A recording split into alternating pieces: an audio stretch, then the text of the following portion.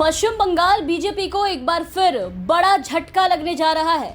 जल्द ही भाजपा के एक और मजबूत खिलाड़ी बीजेपी का एक बड़ा चेहरा ममता बनर्जी की तृणमूल में शामिल होने जा रहा है और ये बड़ा चेहरा कोई और नहीं बल्कि दिलीप घोष है।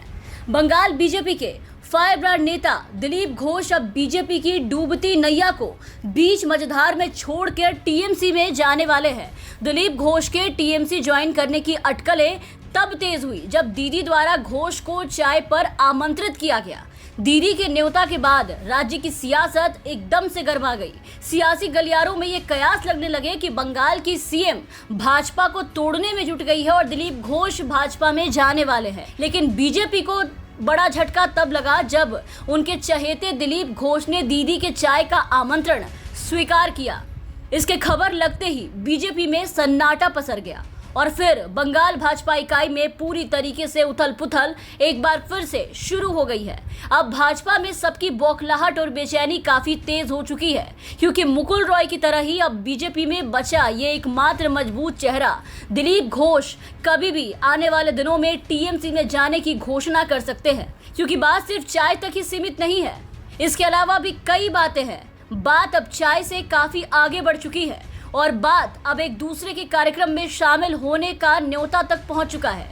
आपको बता दें कि मुख्यमंत्री ममता बनर्जी ने दिलीप घोष को राज्य सचिवालय में चाय पर आमंत्रण दिया तो दिया, उसके अलावा ममता ने उन्हें काली पूजा में अपने कार्यक्रम में शामिल होने का भी न्योता दिया, जो कि दिलीप घोष और टीएमसी के तालमेल के बारे में इशारा करने के लिए काफी है कि बात कहां से कहां तक जा रही है। घोष और दीदी के बीच में क्या खिचड़ी पक रही है, इस दोस्ती से बीजेपी की हालत खराब हो चुकी है।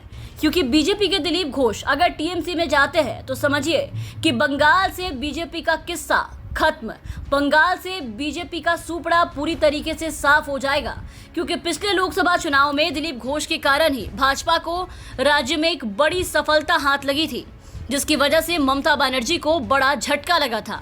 यहां तक कि विधानसभा चुनाव से पहले तृणमूल के कई नेता जो भाजपा में शामिल हुए थे, उसके पीछे भी मुकुल रॉय, दिलीप घोष जैसे नेताओं का बड़ा हाथ था, जिन्होंने टीएमसी से उनके नेताओं को तोड़ा था। लेकिन बंगाल में भाजपा को पटकनी देते ही दीदी ने पूरी भाजपा को तोड़ कर रख दिया। मुकुल रॉय, गंगा प्रसाद शर्मा के साथ साथ कई बीजेपी एमएलए को दीदी ने अपने पाले में लिया और मुकुल रॉय पाला बदलते ही आपने देखा कि आधी बीजेपी को खाली कर गए, साथ ही कई चुनौती भी दे गए। ये तक कह डाला कि बंगाल से भाजपा का अस्तित्व ही मिटा डालेंगे और अब आने वाले दिनों में यही हाल बीजेपी का दिलीप घोष करने जा रहे हैं, जिससे बीजेपी में चिंताएं काफी पैदा हो गई हैं। मुकुल रॉय को अपने पाले में लाने के बाद अब दीदी की नजर भाजपा के प्रदेश अध्यक्ष दिलीप घोष पर टिकी हुई है।